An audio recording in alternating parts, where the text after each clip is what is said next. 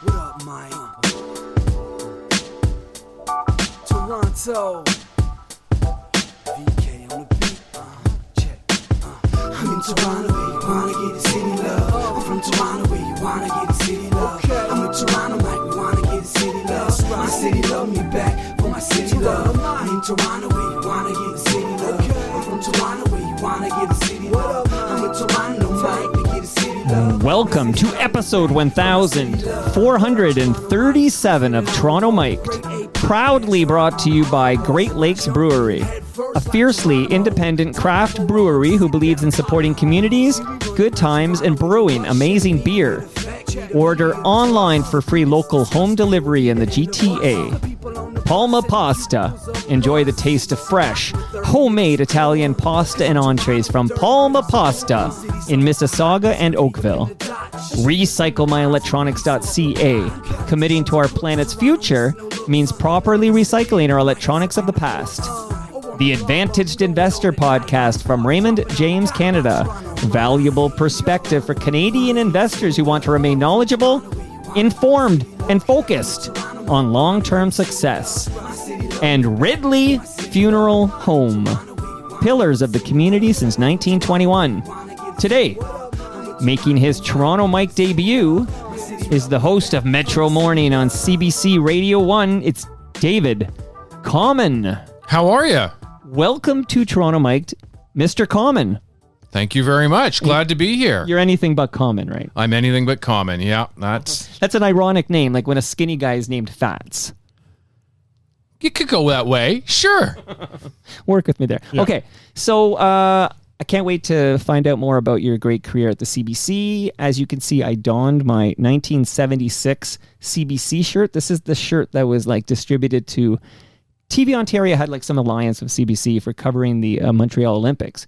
And a guy at TVO thought that maybe I would enjoy this shirt more than he does. It was just sitting in his closet. It is epic. I will give you full credit. It's not only is it beautiful in the 1970s orange, but it has the 1970s collar that goes on for like 3 or 4 blocks. Right? Yeah. It's highly flammable though. So please don't light any matches near me. I'm worried it'll just spark up. It will be done. So be careful around this flammable shirt. But I'm going to ask you right at the top before we find out how you're doing, and I read some nice notes that came in. You're a smart guy. Is there a word for when you're like frightened AF of something, but also selfishly you love it?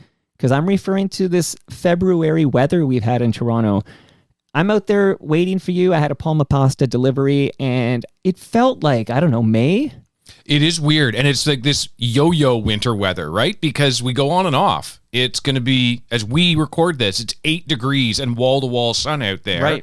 And we just come out of a weekend when it was, I think it was like minus 20 at one point with the wind chill. So it's weird. It's beautiful. I feel a little guilty, climate change, and yet also... Well, that's it. Is there a word for this? Like maybe there's a German word for it. I don't know. But like...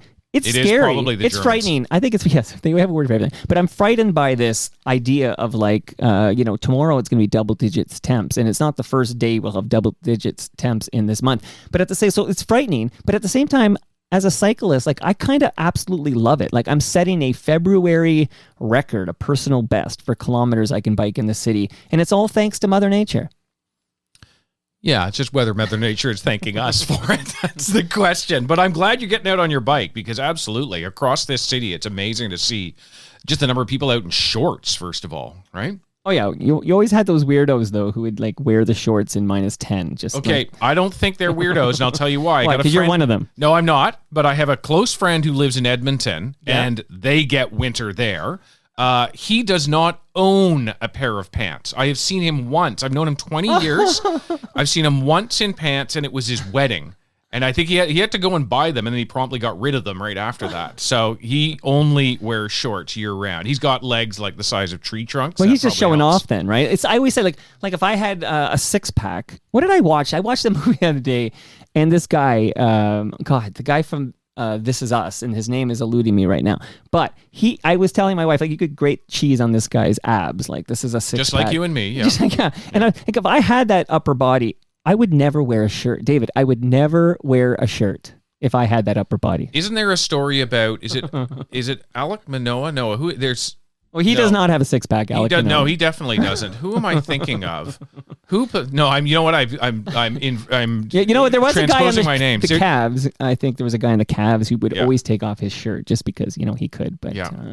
lots going on here. So let me just read a couple of quick notes that came in, and then we'll get to know you better. And we'll talk about, you know, your new gig, which is, I think, maybe the highest profile gig in this damn city when it comes to radio. So we have lots of ground to cover. But do you know the band from Winnipeg, The Watchmen? Yes, I do.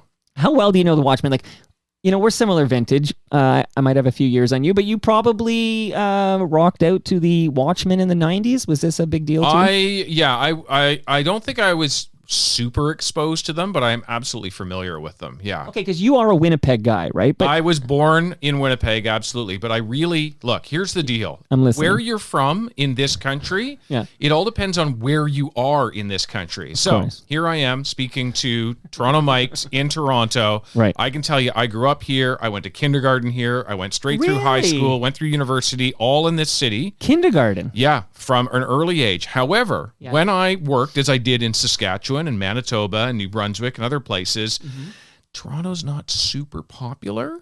So They hate Toronto. yeah, so you go and you talk about being from somewhere else. You say you're from Winnipeg. Yeah, yeah. That's like when that's- Americans travel in Europe and they have With a the Canadian Canadian flag. It's the same thing, right? Yeah.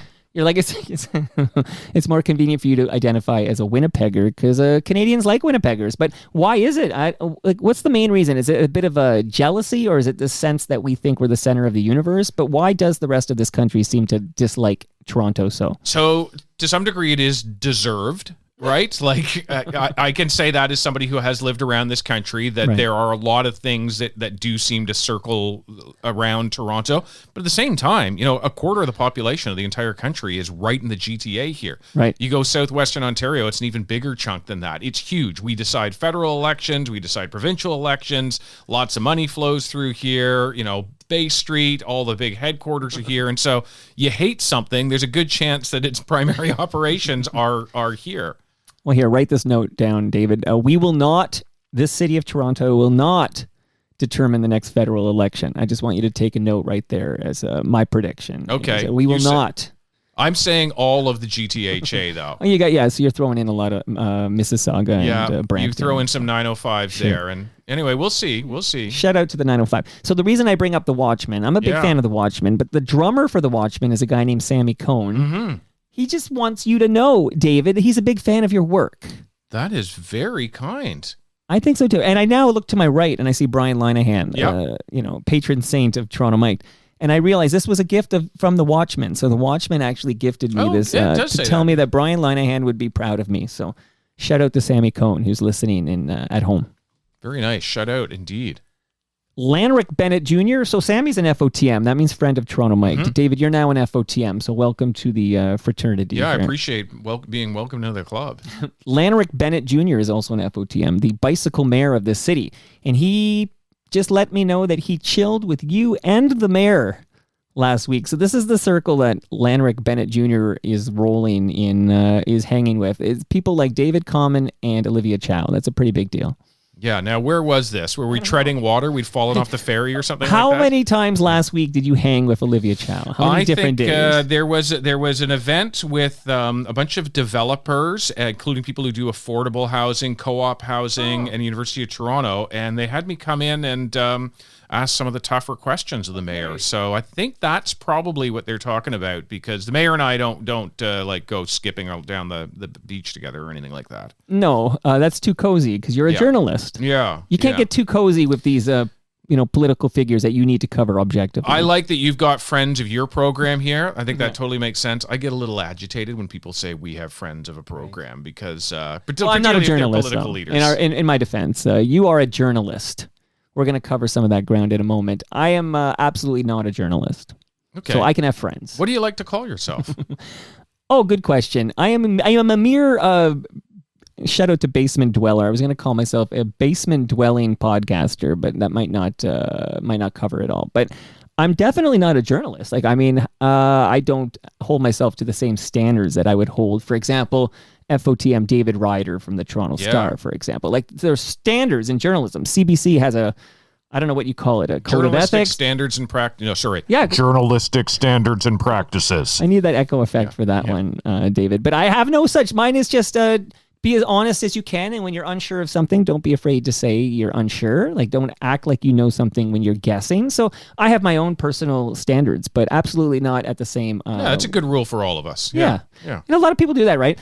I produce shows for people who they aren't sure. They think maybe this is the way, but they present it like they did, hours of homework and research and have come to this conclusion. And it's like, nah, they're just kind of guessing, and they're presenting it like fact. Not cool. Not super cool. No. Okay, so let's start with the present day, and then we'll roll back. By the way, David, do you drink beer? That's a loaded question right off the hop. I have been known to drink beer. Okay. Would you like the most delicious craft beer that this city has to offer? And what would you proclaim as said beer? Well, listen. He asks with a table you don't have to full do of beer this? in front of him. You don't have to do I'm this on familiar Metro with. Morning. I know all of these beers. So here's my deal. Like, Talk to me. I can't sit there and endorse a product. That would be against the. Journalistic But you're not on standards and CBC right practices. now. Like, I feel like Even that's then, I still on the air. I still can't. Okay. Yeah, Really? But having said that, I can say to you as a normal human being, I am familiar with all of these. The Lake Effect IPA that's there with you has long been in my fridge, as has the Canuck Pale Ale. That is a personal favorite. So yes, So you're taking this home with you, David. You're bringing home this Great Lakes beer. That can't file. How many rules? So whenever I invite somebody from the CBC, and over the year, many people, I'm thinking of Tom Harrington. I could go down Great the guy, list. yeah. We'll talk in a moment about Matt Galloway, who came over here. We could talk about, she's no longer at the CBC, but she was there forever. Diana Swain. yeah. I mean, Jill Deacon's been over here. Dwight Drummond. I'll keep going. It's But a long list. It's a long list. Every time I get a chance to wear the shirt. This explains why they all smell like beer. Now, the thing, David, is I always take note of the fact that there's a process, right? Like, you can't just go on Toronto Mic'd, right? Do you have to clear it with like a committee? What's going on there? You got to run it by Justin Trudeau? What's going on? Yeah. Oh, yeah, definitely. Yeah. He and I get on the phone every day and say, what should I do? Let me take my orders from you. Justin, I'm going on a Toronto Mic'd. Yeah. No, that does not happen, obviously. We do run through a system. It's not really a committee, but a system is even too big a word. Like I say to a guy, hey, I'm going to do this. Mm-hmm. Any problem? Nope.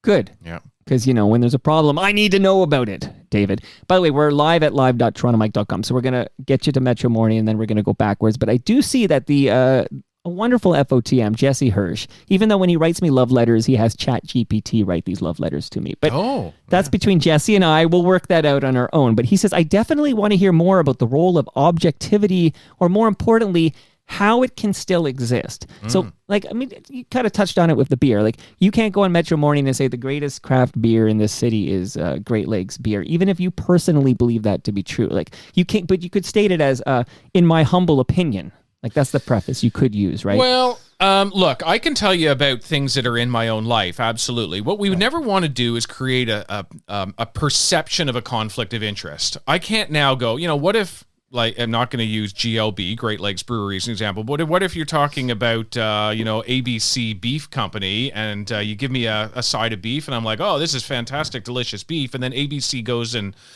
poisons a couple of people with bad beef or something like that. Well, how do I go and do an interview with ABC Beef when there's a thing out there of me going, I hear you loud and clear, but if you don't accept any money from ABC Beef, I believe you can still say that you enjoyed that beef as you ate it, like you didn't lie, you liked that beef. And then if this issue, you can still adhere to these journalistic practices and hold their feet to the fire as a journalist. I can totally hear you saying that you see it that way. But remember, there's a difference between conflict of interest and perception of conflict of interest. Right. And so perception matters in this business, right? Perception matters, particularly today. So you're talking about objectivity. Right. What do you want to know about objectivity? So is this a code that you mentioned? You have to sign off on a document essentially that says while you're on CBC airwaves and representing the CBC, you, David Common, will adhere to these standards. The journalist, the JSP as we call it, which is like our internal Bible, right? It's and it's a constant topic of discussion. There are different things that govern everything from when do we use hidden camera, under what conditions, how do we protect confidential sources, how do we ensure that our journalism is fair. So there's a whole bunch of different topics in it. But objectivity is a funny one, and I talk to just friends about it when I'm sitting around having a beer. Objectivity, some would argue, doesn't exist and can't exist because we're all products of our own upbringing, right? We all have our own... You're a product of your environment. Yeah, exactly. And so to that extent, we're all subjective characters to a degree. I try to subscribe to fairness as my buzzword, if I have one. And it's trying to always, even if something to some people may seem completely crazy, let's try to understand it from another person's perspective and be fair to them. So fairness is a really important thing. And I think particularly in the world in which we live today, where it's so easy to not have a conversation with somebody you disagree with, to just sit there and demonize them, it's important to try to keep those conversations going. Because frankly, if we don't, where we're heading is bad. Okay, so a lot of these themes you've just kind of alluded to, we're going to touch on later in this conversation. But I really am curious about how you got the gig as host of Metro Morning. Did you know the previous host of Metro Morning was also from Winnipeg? Yes, I do. Is there a bias towards Winnipeg? Even though I just found out now that you actually were in Toronto for kindergarten. Yes, although I will say I did go back after kindergarten, so there were periods of back and forth, right? So, I went to Jesse Ketchum Public School, Bay and Davenport. Shout out to my downtown gang. It was a very different environment at that time. Charles Street down the road. It's where a lot of, newcomers, refugees arrived in the city, and so that was my backyard in a sense of growing up. I had lived Bathurst and St. Clair, Vaughan and St. Clair area, everywhere from, like Witchwood and Kenwood Road. Sure. So shouting out to those neighborhoods, which were so formative for me growing up. But, as we talk broadly, what was the question? I've gone everywhere else. I've done the worst thing. Well, I'm trying to determine whether you're really from Winnipeg. Oh, if you're here in kindergarten, you can't remember. Well, the birth certificate says so. So the previous host here. So let me walk you through. Ismaila, Yeah, Ismaila was the previous host of Metro Morning. Now he's doing Fresh Air on weekends. Yeah. So can you give us a little insight into how you got this gig? Is Metro Morning still, and I believe it is, might be so, you're going to tell me now, is that the most listened to morning show in the city? Yes, it is. Now, you will hear some others make similar claims. It's because the way in which the data goes, you can look at it in different ways. So I'll tell you this. We are on the air from 5:30 a.m. to 8:30 a.m. Right. And in that time, we are the number one radio show, and by a considerable margin. Like people 12 and above, basically. 2 and above. 2 and above. Yeah. Never forget those toddlers. Yeah. They're listening with their parents. They're key to the demographic. Come on. You got to groom the future generations to be CBC. That's why we have so much Lego content on. But I know what you mean. Like if you slice and dice the data points in the demographic detail, at some point everybody could be number one. Like we're number one. Like women 18 to 24 who listen in their car. You know what I mean? Like it's like you can slice and dice demos and spin it any way you want. But in terms of ears, there's more ears listening to Metro Morning on CBC Radio 1 than any other morning show in this city, as far as you know. It's not just that as far as I know. I am extraordinarily confident. There is very rich data about this. Yes. It's the only morning show I listen to, so you're preaching to the choir here. And I think you're very good as host of Metro Morning. I'm just curious. So did you want the gig after Matt Galloway?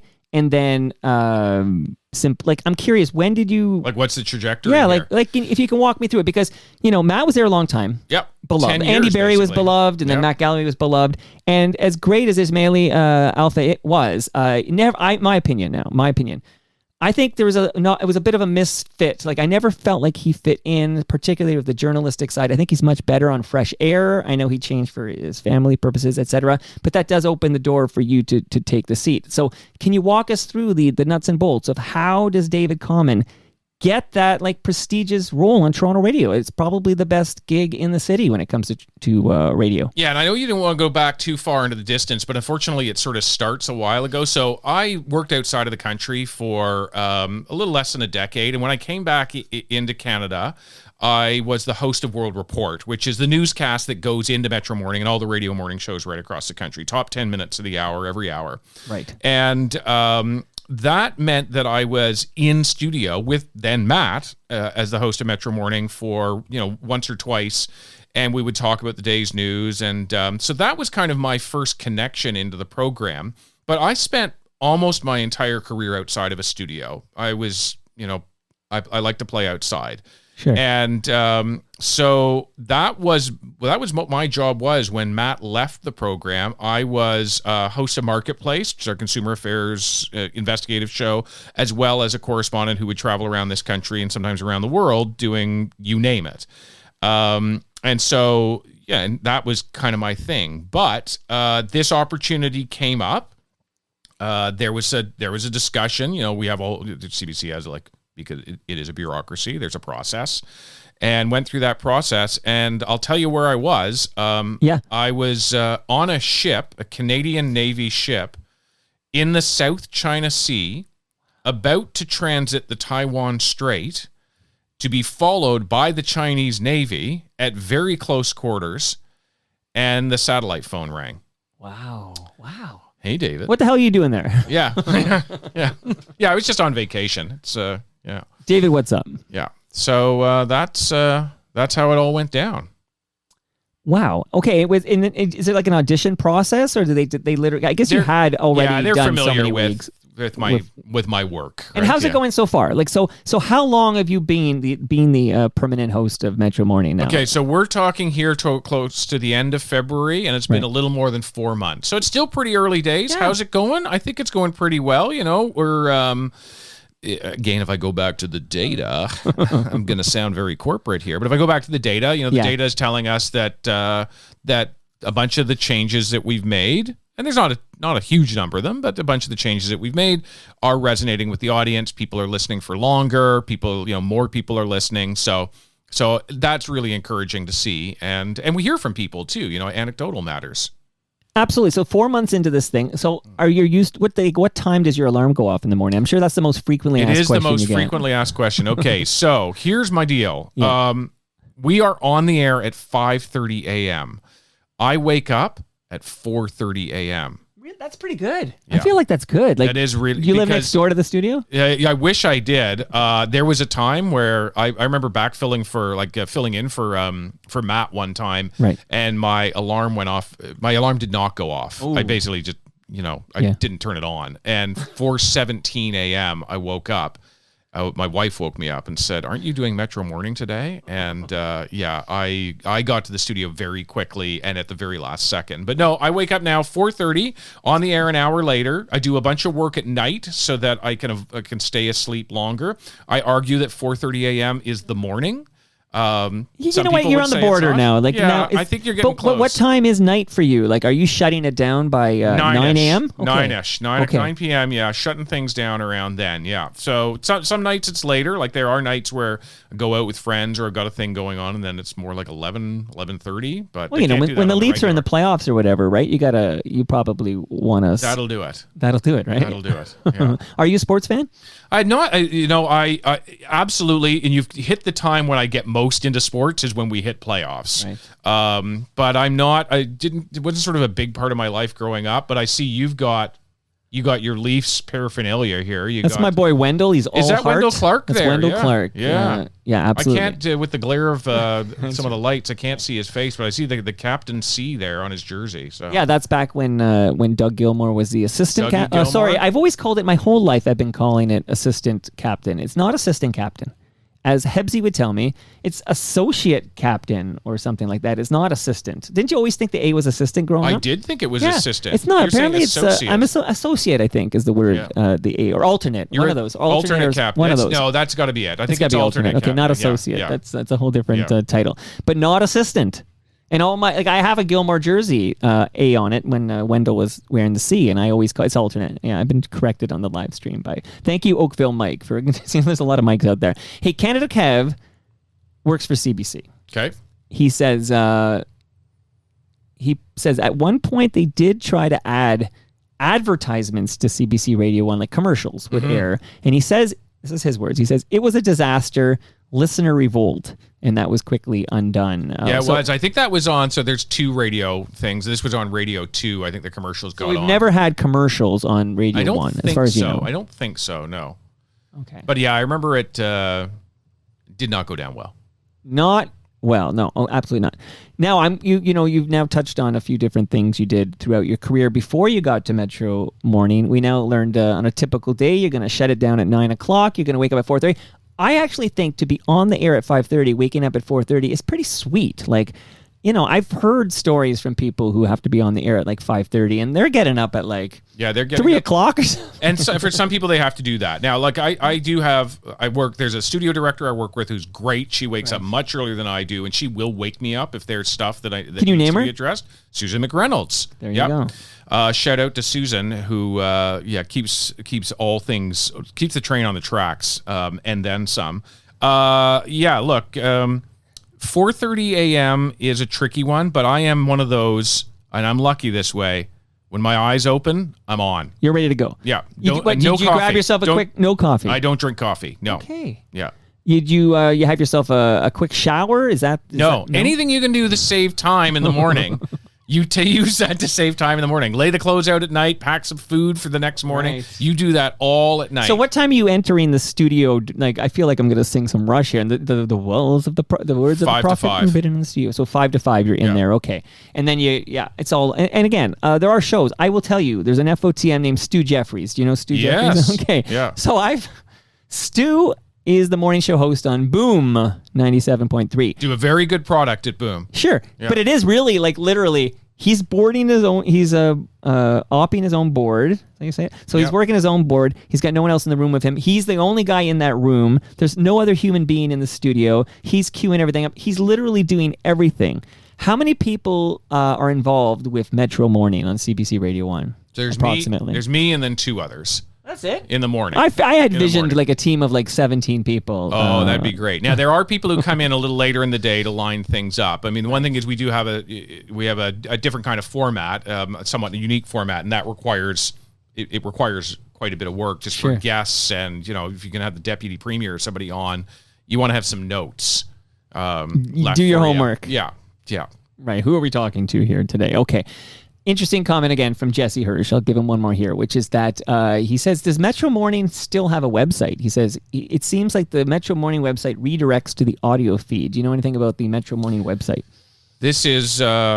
This rings a bell, but I'm afraid I don't know. You remember when we were talking earlier about don't try to claim things that you don't know about? Yeah, if you This don't would be know, one just of say those that. scenarios. Yeah. Don't be afraid to say yeah. I'm not too sure about that one. Yeah, I do think that is essentially what the Metro Morning website is, though. It is an audio feed. Yeah. Are you at all friendly? I'm going to be all over the place here, David, but Yeah. I'm excited to have you here. A big fan of the program, as you know. So are you at all friendly with Andy Berry? Like, do you have any relationship with Andy Berry? No, I don't. Andy is still around, but I did not overlap with him in my career, Right. and so no, I don't see him on the regular. There are a number of people, sort of the old people who've been around a long time. Well, I'll bet you Matt Galloway still Matt has a does relationship. still touch base with Andy periodically, and that's how I hear about what's up with him. Yeah. Well, yeah, naturally, I'm curious because, before he signed off from CBC Radio 1, he talked about his Parkinson's. And, we're all curious how Andy's doing. We know his wife has sadly passed away. And how is Andrew? I think there's a story I heard once where somebody referred to Andy Berry as a draft dodger. And Andy very quickly corrected this individual and said, it's different than... Conscientious Yes, it's a objector? conscientious objector, Yeah. not a draft dodger. I didn't know that about him. Yeah, he's an American who. That's how we got. We got lots of great people. Shout out to Bill King. A lot of great people came up here because they were conscientious objectors. The Americans got some good people from us too. Well- We can go back to John. We can go back further than John Candy. We can look at Jim Carrey. There's a ton of people. Yeah. Listen, just when we canceled the Arrow, okay, what a brain drain that was. We canceled it. When did that happen? You got to do some investigative reporting on that one. Revisit that Diefenbaker situation there. Dief the Chief. Okay. So speaking of Marketplace, I want to play a little clip here as we just talk about your life before Metro Morning. Again, thank you for giving me 4 hours of your time, David. Wink, wink. Okay, here we go. This is just a little clip of David Common. Hello? Hi, is that Leonard? Yeah. Leonard, this is going to sound like a really weird call. My name is David Common. I'm calling from CBC News. We're doing an investigation into stolen vehicles, and I'm pretty sure I'm sitting in your once stolen vehicle in West Africa. No way. Yeah. Do you mind if I FaceTime you? I don't mind at all. Does this look like your car? That's it. It was stolen September, October of last year. And what happened? At about 3 in the morning, you see a car and 2 guys pull up towards the driveway. And about 4 minutes later, the light goes off. They're gone. The car's gone.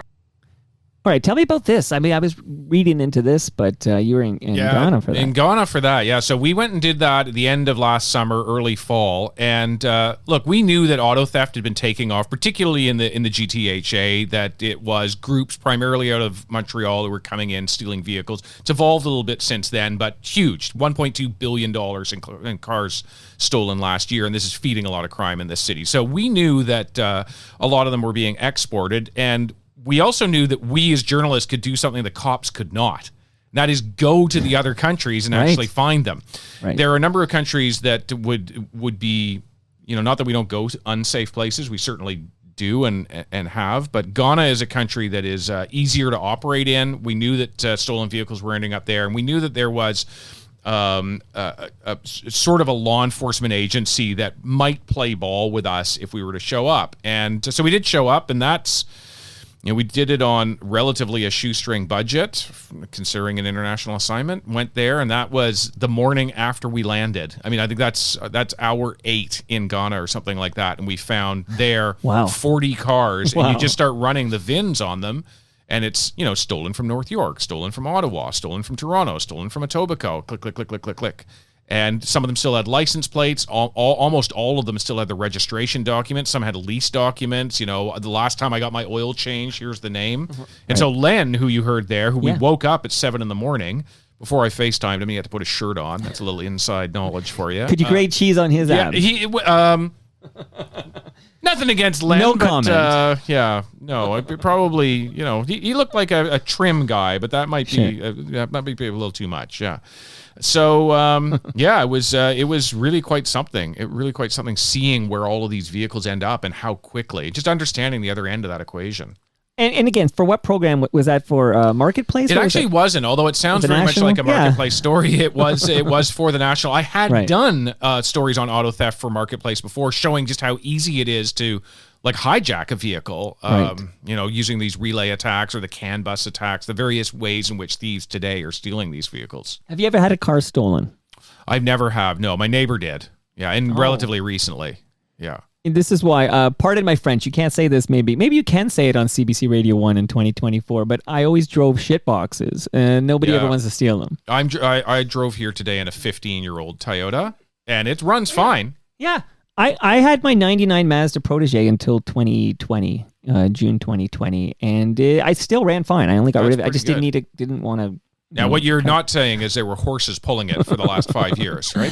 Shout out to whatever kidney foundation benefited from that donation there. You get a tax receipt, which is... As you do, which is cool. So you've done, I looked it up. You have been dispatched, that's the fancy word when they send you somewhere, to 85 countries. Mm-hmm.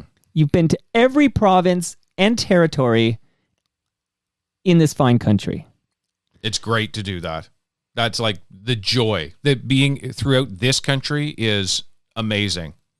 Okay, now rank all the provinces. Yeah. In order of your favorite to least favorite. Do you know what? If you were to, in all seriousness, if I were to do that, I would probably pick a territory and I would go with Nunavut. And, I haven't traveled extensively around at Nunavut, but I've had the privilege of going to Iqaluit and a couple of the other communities. And it is utterly amazing there for so many reasons. I've been out on the land. You go out onto the frozen tundra, you go out onto the frozen Arctic Ocean with any of the Inuit who are hunting or just traversing the land. And it is, you look out and you think you see nothing, and they'll tell you how you're missing everything. Right. And that is, to do that in our own country, that is absolutely wild. Of course, we have all sorts of other beautiful things. You can go down to Shubenacadie, you can go to Shediac, you can go all over the place in Atlantic Canada. But aren't you going to be bored as host of Metro Morning when you have to sit in Toronto all the time? It is a different beast. Like, it sounds boring to me. I feel like you want to be out there. I'm going to ask you in a moment about being in a submarine submerged near the Korean Peninsula. Yeah, it like didn't go that's well. the action. Yes, I want to hear that story. But Ukraine, Afghanistan, Iraq, like these are the places. Somalia. You're confronting pirates off Somalia. Like, you're going to be so bored as host of Metro Morning. Okay, you say that, but look, I don't know how your brain works. I'm bored on your behalf. I'll tell you how my brain works. I need new challenges. That's how I'm built. And this is a challenge. We're trying to do something with this program, and I'm not the only one who's involved in it, but I play a big part. And so we're trying to do a thing, and just the idea of having a new challenge, that is what excites me. Sure, but it is a well-oiled machine that you're not building anything from scratch here. This thing is a well-oiled machine. What do you know about building something from scratch? I built this from scratch. I think, and I hope I'm wrong, but I think that you're very good as host of Metro Morning. I think at some point you're going to get this itch, and it's like, why am I not on an icebreaker in the Arctic right now looking for the Franklin expedition?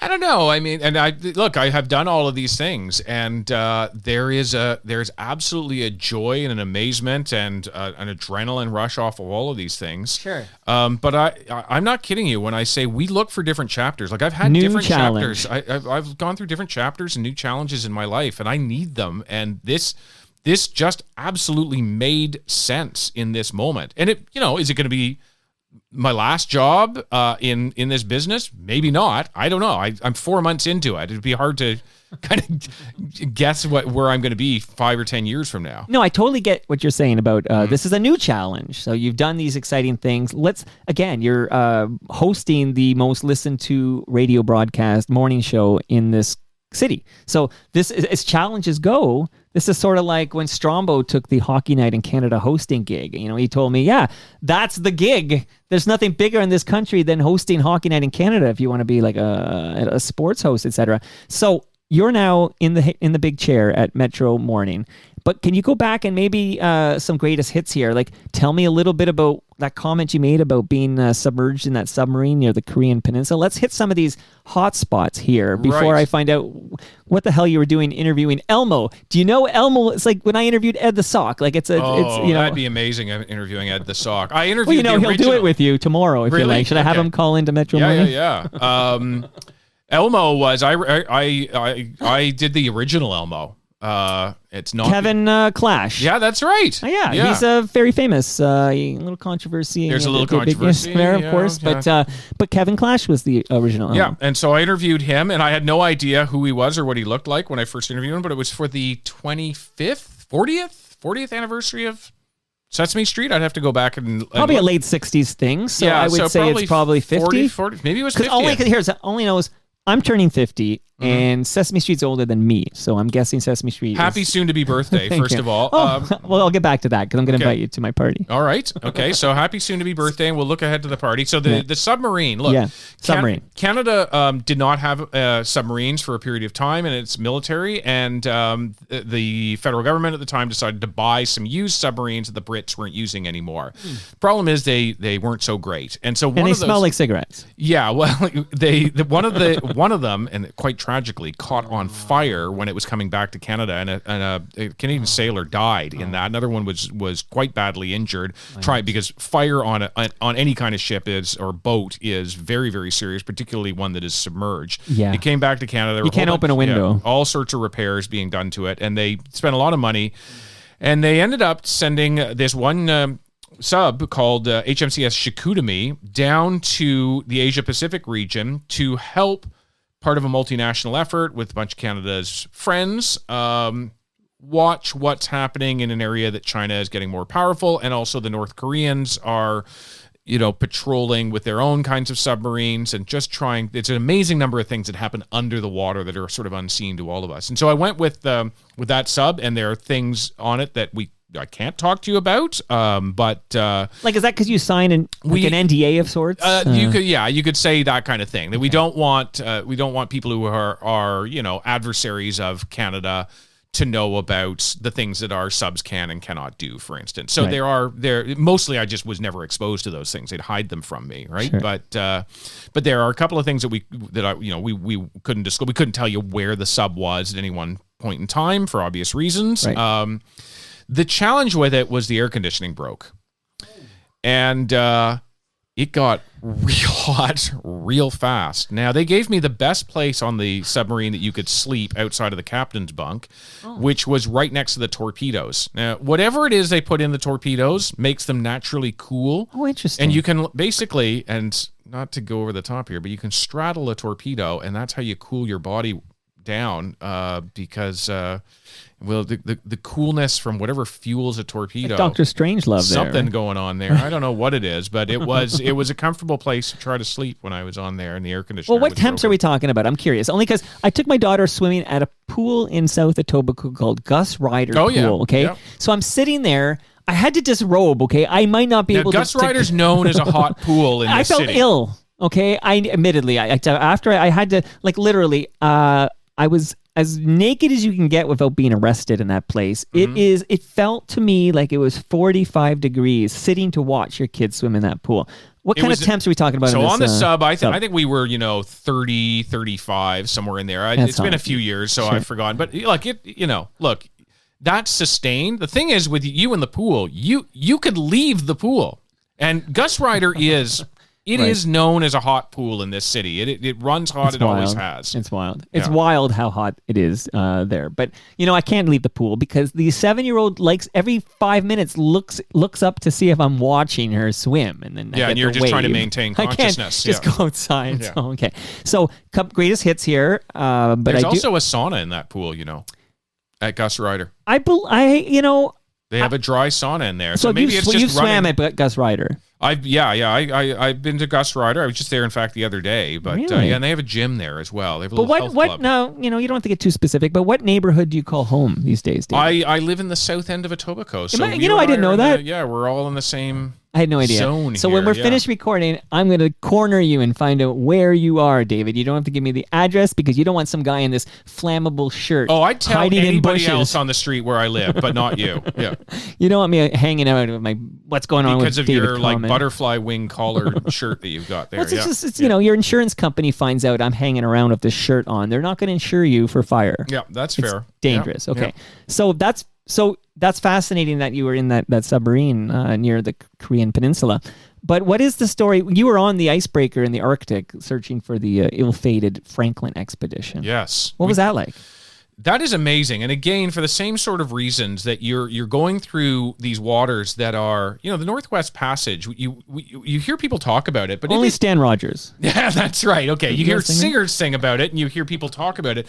It is strategically really important for Canada. These are Canadian waters, and ships that couldn't pass through this area are soon going to be able to pass through that area year round. That there's all sorts of things: environmental, climate change, military, strategic that flow through that. There's also just a lot of history. So you're going past places that the Inukshuk or Inukshuk looking things are left, but they're 200 or 300 or 400 years old because the Inuit used them as like directional finders, and they're just left there. So that's just kind of wild. But looking for, I was not on the vessel that ended up finding it. I wasn't like that happened a couple years later, unfortunately.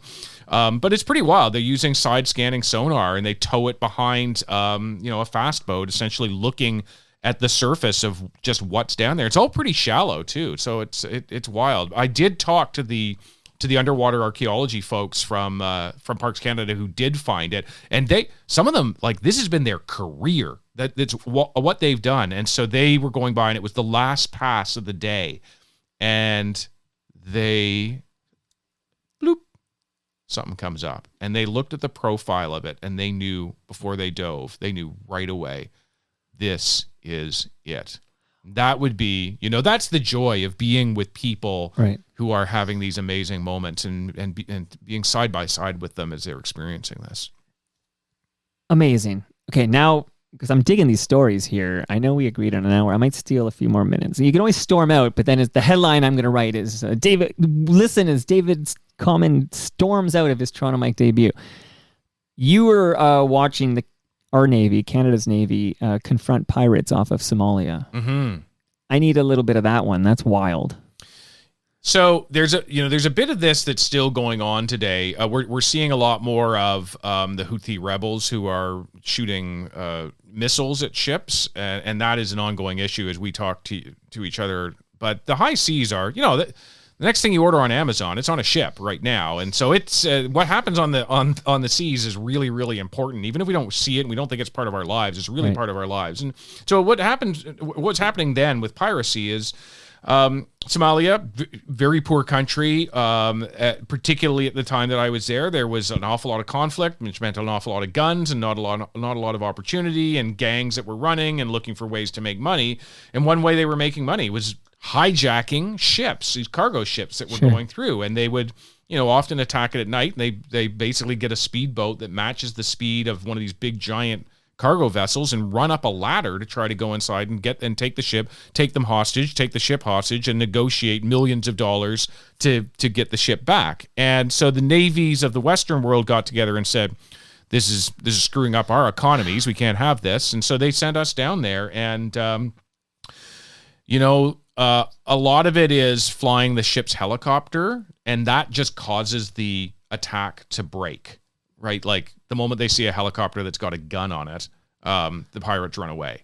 And the Canadians at that point couldn't, the attack was no longer happening, and so they're not going to start shooting at. Well, I'm just excited to hear our Navy has guns. Like, this is exciting and this to me. was, if I remember correctly, it was first of all, I remember it was an old Sea King helicopter, since retired. Right. But this was the first time since the Korean War that a Canadian naval vessel, and the helicopter's considered part of it, had fired shots in anger to try to break an attack. And so that was quite something. I'll tell you another thing, which I tell this story periodically, and this, it's the beauty of this job for me has been the people that you meet. And it's never, you meet presidents and prime ministers, and that's interesting being in the same room as those people, but it's always about normal folks, frankly, who are doing extraordinary things or doing them in extraordinary places. And so I remember there was this one sailor driving this thing called a RIB, rigid hulled inflatable boat, and it's their fast boat. They're kind of like their little attack boat. And the ship had seen on their very long range sonar radar, they had seen the signature of a vessel that looked like a pirate mothership. So this is a place to keep guns and ladders and all of that stuff. And they thought that could be what this is. And so they fire up the gas turbine engines, go flying towards this thing, very high speed, get up to it and launch this RIB, this small, fast attack boat with a boarding party. And the captain of the ship says, get on with them. I'm like, absolutely. You don't have to ask me twice. I go ripping out, and we go up to this mothership. And the shape of it is called a dhow, DHOW. We go up to it.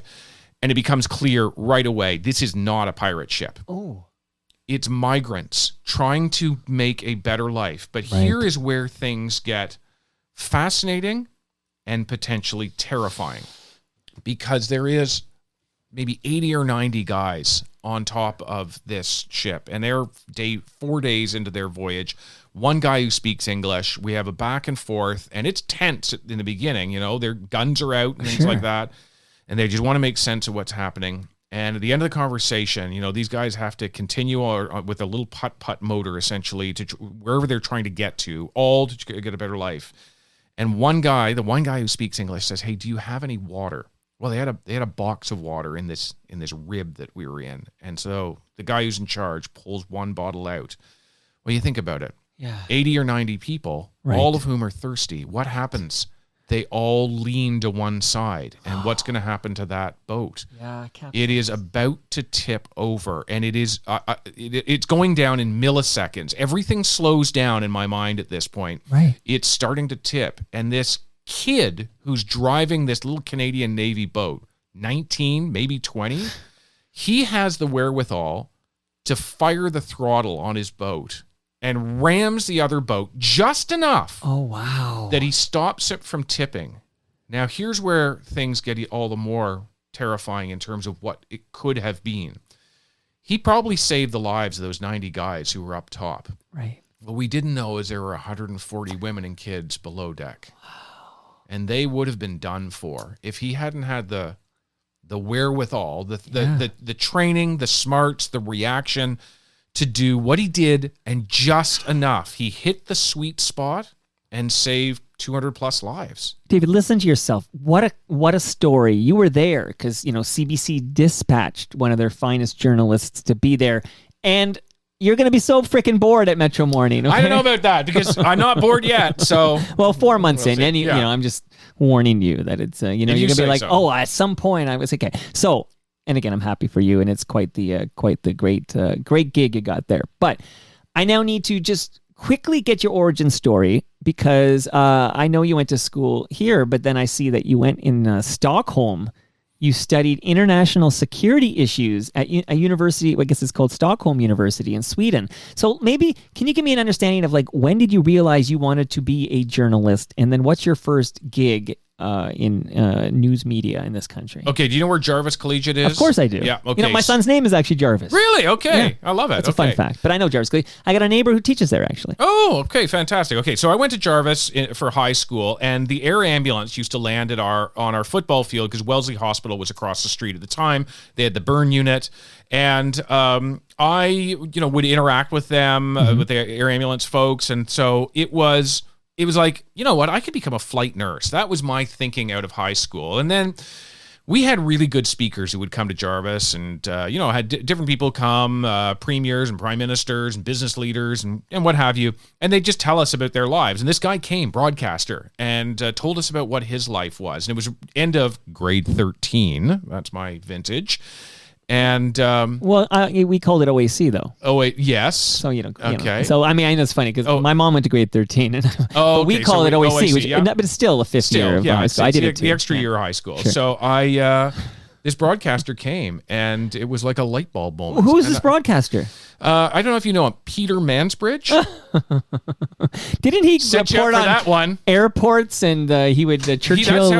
You got it right. He's an FOTM too. Yeah, and, okay. And his wife was actually in the basement last Cynthia month. Dale. Cynthia Dale. Yeah. Yeah. And who went to my high school. Sorry, was she trapped in your basement, or was she actually on the podcast? She's still chained up around the corner. Don't tell say, anyone. Yeah, Peter will hurt you. Yeah.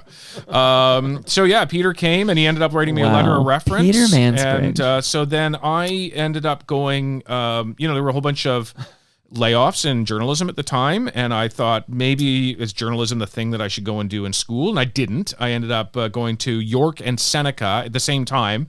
Lots of these programs exist where you can do concurrently. Okay. Lots of them exist now, but Right. that was the only one at the time. So I did. Yeah, so I did them both. And it was designed. The program was designed to be like that. You did it concurrent, and then in my third year, you're talking about Stockholm. Yeah. I really, we didn't grow up with a ton of money. I hadn't traveled really at all, and had the opportunity to, on kind of the cheap because of the way the program was set up, to do an exchange.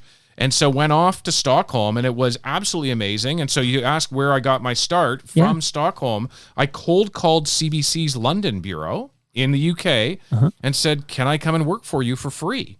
And they didn't even have an internship at that point, but they liked free. The price was right. Yeah. And so I went there and ended up working there for a few months. And at a certain point, they had little odd jobs and things like that. And they paid me a bit here and there, which kept me basically living in the room I was living in. And that continued. Came back here for, finish off school. And then from there, it became a closed captioner at CBC, something I'm terrible at because I type with 2 fingers. And so Hunt and peck. Exactly. The hard of hearing were very poorly served. And somebody leaned over in the newsroom because it was a way in to the newsroom. Someone leaned over and said, "You're quite awful at that. Why are you here?" And I'm like, "It's a way in." And that just sort of connected me with a thing, which connected me with a thing, which, it worked. Okay, but Dave, here's the big question I have. When I think of David Common, I think CBC lifer. That's why I'm wearing this flammable shirt right now from 1976. But then when I'm looking into Sounds like your life and times, I understand you did work for CTV I News. did. Yeah, I so did. So just give me that, because people think you're just like, oh, you're at CBC forever, but no. No, it was not a long time, and it was very early in my career. But you can tell anybody who's in journalism right now, you sort of cobble together a bunch of different things, and sometimes it means you're working at 2 different places at once. And there was a bit of that. I was working at both CBC and CTV at one point in time, and I was working at CTV solo. But it was in the early days, the Young Street Bureau, right in the Eden Center. That's CTV had an operation there at that point. Wow. Okay. You're kind of fascinating. You might have to come back at some point for a sequel. But now I have a hidden agenda here. But when you were working at Finally, we get to the hidden agenda. well, it's not a bad thing, but you'll see what I mean when I get there. Except you, as you know, you mentioned Marketplace. So how long did you spend working at Marketplace? 8 seasons. 8 seasons. Look at you. Okay. And one of the many subjects that you tackled at Marketplace was the questionable sales practices in Canada's funeral homes. Oh, yes. Can you just give me a, obviously maybe we can hunt this down on Gem or YouTube or something, but give me in a nutshell, what is that? Like, are people just gouging? Did you find that some funeral homes were gouging people? So you are testing my memory a bit here because Sure. there's been a lot of stories in between, but let me try to see if I can get all the details right. So some of it was around pressure tactics at a time that people were most vulnerable. Absolutely. And so trying to upsell you into the better casket or telling you that this wasn't appropriate, even though it's totally legal. You really are at your most vulnerable when you're in that room, Who right? are you to tell me what's appropriate and not? Right. So some of it was that, and some of it was looking at the way in which people at some funeral homes, this course. is certainly not all, but No, at some no. funeral homes, were incentivized. The way, the notion that people would be paid on commission is hardly unheard of in most businesses. But it is kind of gross in funeral services. I think it's gross. And I only speak we can debate that, but yes, because your incentive, if someone at their most vulnerable is sitting there, it might be dad died of a heart attack yesterday or something, and you're at your most vulnerable, and you have somebody with you who's incented to sell you the premium casket and and forget those sandwiches that the old ladies make, okay? You guys need a steak for it. Yeah. My point is, you're incented to raise that bill as high as you can You because should you're have getting the a funeral percentage. you want to have. You shouldn't be forced to have one Right. or pushed into one that you don't, right? You're awfully vulnerable in that moment. So again, I mentioned hidden agenda, and it is simply, I want to give you a gift right now, which is a measuring tape from Ridley Funeral Home, Pillars of This Community. And I'm here to say, I've spent so much time with Brad Jones at Ridley Funeral Home, and none of those questionable sales practices happen in that fine facility. I am pretty sure Ridley emailed me in the aftermath Brad of that Jones. story to talk about it and to talk about how there certainly were a number of funeral directors who wrote and said, look, there are some of the bigger companies and some funeral directors aren't great players in this, right? There are, a lot of... What exactly do they measure? What would you like to measure with that, Mr. Collins? I will not answer that. Yeah. We're not on CBC, don't forget. Yeah. Okay, so Brad Jones, Ridley Funeral Home, again, that's an independent family run. Like, he owns the place, his family lives on the premises, and there's not many of those left, Who's actually. Ridley then? The guy they bought it from. So Arthur Ridley sold it to Brad Jones, who's You a really know it. well, only because I produced their podcast, and Okay. I know Brad very, very well. So shout out to Ridley Funeral Home. Do you like Italian food, David? I've been known to like it, yes. You've got a reputation. By the way, you have kids, right? Because I bet. Judy wrote in and said, what's the ratio of your kids laughing at your dad jokes versus rolling their eyes? Oh, the That's a rolling question of the from a eyes listener. is way higher there because it is just I'm in the volume business, right? Like I just put them out there, and at one point one's going to stick. So if it takes 1,200 dad jokes to get there, and Yeah, then one it's a goes, numbers game. then you leave, right? So these kids are rolling eyes age. Like, what? My kids' eyes are no longer in their heads; they've just rolled right out. We haven't seen them in ages. Yeah. So what kind of ages are we talking about here for the kids? I don't talk about my kids a lot, only because I think, I want them to kind of have their own lives. But I have, as we speak, I now have a 19-year-old. So I have I have a 19-year-old. Do you? Yeah, I have a 19-year-old and a 15-year-old. I had. Okay. How old were you? I'm not going to get you to out yourself because I was 28 when my first kid was 27. born. 27. Because I have a 22-year-old. Yeah. And what was it that, because, having a kid at 27 is hardly unheard of, but among your peers, is that, because I was on the younger edge of my Okay, so peers. I actually can speak. I'll come on Metro Morning tomorrow and give you more detail. But I have 2 sets of children Yeah. with 2 wives. Okay, Okay, So- yeah, not the first person in the city who's like that. right. Yeah. Shout out to Ralph Benmergy. Okay, who hit his head and you didn't, and I'm proud of you. And after Yet. we're finished, don't jump up and hit your head. Okay, but I have lived both experiences. I absolutely, every time I did stuff, my now 19 and 22-year-old, my 19-year-old lives in Montreal. She's going to McGill, actually. Oh, So amazing, yeah. and my 22-year-old's at York, and I'm very proud of him too. So with that set of children, I was the young dad. Like I was always the young dad. Yep. And I also now have a 7-year-old and a 9-year-old. I walked them to school this morning. And when I'm in that crowd, I'm the old dad. Like I literally, you've played both ends I play of both this. hands. I'm a Yeah. young dad with one set because there's a 10-year gap between these second and third kid. So I got the 4 kids, but yeah, for one couplet there, I'm the young dad, and for the other couplet, I'm the old dad. So you're a young dad. I'm a young dad among some. I don't know. Like I had a trigger point. I went off on an assignment at a certain point, and it was. Without getting into too much detail, it went bad. Like it was. I want all those details. It was in Haiti. And after the earthquake. No, this was before the earthquake. okay. There was a coup underway at the time, and it was a very difficult assignment. There, we. I almost got killed. Wow. Yeah, and That is a bad assignment. yeah, it is a Shout bad out to Really assignment. Funeral Home. Okay, I will give you that is yes, that is well done. I have nothing more to add, and it was just like a priorities changer. But this is tying to you being a young dad. I feel like that's it was because I came back and I'm like, Right. buy a house, get a dog, have kids. That's why you're the host of Metro Morning. Now we just thank you. It's like therapy. Okay, I'm going to send you an invoice at the end of this, and this stable, dependable, every day the same time. It's a short commute, and all this you have now as host of Metro Morning is to keep you alive. Maybe. I'm telling you, you've done some dangerous stuff. Okay, you don't want to. You're hugging. I don't know what the missiles. What are you hugging there for to stay cool? That was a submarines? torpedo, A torpedo, yeah, right? yeah. Damn the torpedoes, David. Shout out. That's a great line.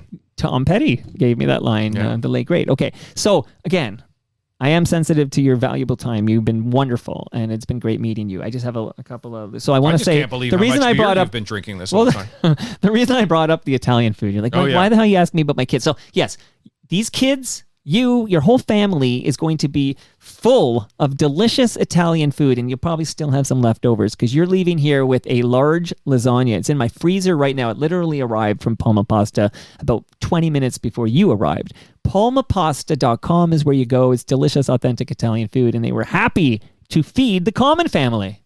Look at that. It's very kind of you. CBC doesn't give this kind of swag. That's for sure. No, Okay. we have no lasagnas being given out. That is And no true. beer. Okay. No. And quickly, if people are looking for best practices and advice as they invest or have somebody invest their money, please subscribe and listen to the Advantaged Investor podcast from Raymond James Canada. It's hosted by FOTM Chris Cooksey, whose son scored a hell of a goal the other day. I would just recommend that highly. And also, David, if you have a drawer at home full of old cables or maybe old phones Don't or we old all? electronics, go to recyclemyelectronics.ca, put in your postal code and find out a place near you. You can drop that off. It will be properly recycled so the chemicals do not end up in our landfill. That's good to hear. What's the morale like at CBC these days? Yeah, it goes up and down as it is with any journalist organization in this country. CTV's just gone through a whole schwack of layoffs, and That's where I'm places have going with this, as disappeared. you know. So CBC coworker. CBC's got some difficult times as well. Okay, CBC coworker. writes in during the live stream, actually, did the feds tell Tate to cut 3% or not? Should she and the other executives be taking bonuses? And that's a heavy question for you, Mr. Common, because you enjoy your job and you don't want to upset anybody. I could not tell you what the feds, shockingly, they didn't invite me to the meeting. You weren't an between the embedded minister and journalist in president of the closet. CBC. Yeah, Like when Jay Leno was in the closet listening to them, who's going to replace Johnny Carson. very often people who work at CBC are just as surprised as anybody else Right. about what happens in the corporate corridors at CBC. In fact, most of the time, I think, would be the case. What was the second part of that question? There was Should these executives, and this is, I feel like, I now feel bad for my guest here because I'm giving you a question. You can't win on this one, but should she and the other executives be taking bonuses, considering they're cutting, is it 10% of the workforce? I can't remember, like 250. Anyways, It's 10%. It would be 10% of the jobs, which doesn't. You can eliminate jobs without eliminating workforce. In other words, Right, like early buyout Yeah, packages and all exactly. that. And people retire and you don't fill them Right, in. But look, to the heart of the question, to the bonuses, because Yeah. you're trying to murder me here. well, you can always tap out here. I'm not here to make any guests feel uncomfortable. I would just say, if I look at my friends who work in the I don't know the answer to this because I'm not a manager and I don't get bonuses in that. I'm not part of that structure. But I don't know what they are contractually obligated to do. So if I think about, if you think about the corporate world that where bonuses are there to incentivize specific kind of performance, I don't know how they're written for our managers and can they get out of them? I don't know if they can. And if they can't, then they should say that. And if you're trying to incentivize a certain kind of performance, like that, just because it's a big bureaucracy, we should be more mindful of the taxpayers' money. We absolutely should. But what it does with the bonuses, I'm not giving you a super satifying answer. No, I mean, have more questions. I feel like laying off the hook here. Like, yeah. I feel like I should move you away from the CBC where you actually are gainfully employed. And maybe just reference the fact that as we speak in February 2024, we're just coming off like massive Bell layoffs, which affected many at Bell Media. Like many good journalists who worked for CTV News were tapped on the shoulder. Everybody at W5, yeah, right? Right. Almost everybody. Almost. There's three people left, I think. And radio people, there's some people at, Chum, 104.5 Chum, and 45 stations were that just sold. disappeared, There's a great episode of John Pohl people should listen to who bought 4 of these stations, and we talk about, what... That's what a Bell, really interesting story. Yeah. Yeah. Like, so Bell calls it, what was the term that guy, the guy said, basically suggested that there's no future in radio. It's like and meanwhile, they sold 45 to people like FOTM John Pohl, and you should hear that conversation. But yeah, it's a tough time for your industry is what I'm saying. It's not just CBC, but CTV and beyond. It is a tough time for your industry. And do you have any concerns? Like, it sounds like you've been embedded and dispatched to all these countries in sometimes very dangerous situations, but it's important to have that embedded journalist. You could report back to us via CBC News or whatnot, and it feels like that is it's endangered. And I wonder what that does to democracy. I wonder if that's not good for anybody. I just wonder how you feel as a journalist. Yeah, I think you're running across the full spectrum of things. I think about the young people that I work with. And what a future career looks like for them. So I think about a lot of the really good work that I see happening around me, and I do think about some of the forces that we see at play around the world. The point is we actually need people who are engaged in their world and who know what's going on. And if you don't have a free press, a strong free press, you got a problem. Yeah, we'll just ask Russia about that. Absolutely, 100% here. So we'll leave it on a light note here. I'm ready to play some Lowest of the Low, which is one of my favorite Toronto bands. That is a very good band, yeah. Love that band. I'm curious, what kind of jams does a David Common listen to when he's... Do you ever... I'm going to listen to some music while I work out or go for a walk. I don't know if you have a dog or whatever, but like what are you listening to? Oh, I only listen to Toronto Mike. Why would I listen to I don't music? believe you. I thought you were an honest man, David. Yeah. Come on, now I'm losing your integrity. I'm a smart man is what I am. You're losing your... You're getting lasagna regardless. You look, Lowest of the Low is absolutely a thing that I listen to. Shakespeare My Butt? Yes. Yeah. Okay, 1991. Do it. Well, it's coming. This is on Shakespeare My Butt. Do you tune into any Nirvana or Pearl Jam? Are you a grunge guy? Do you prefer the hip hop? You a Frank Sinatra? You like Steve Paikin? You want to hear more Sinatra in your diet? Like what?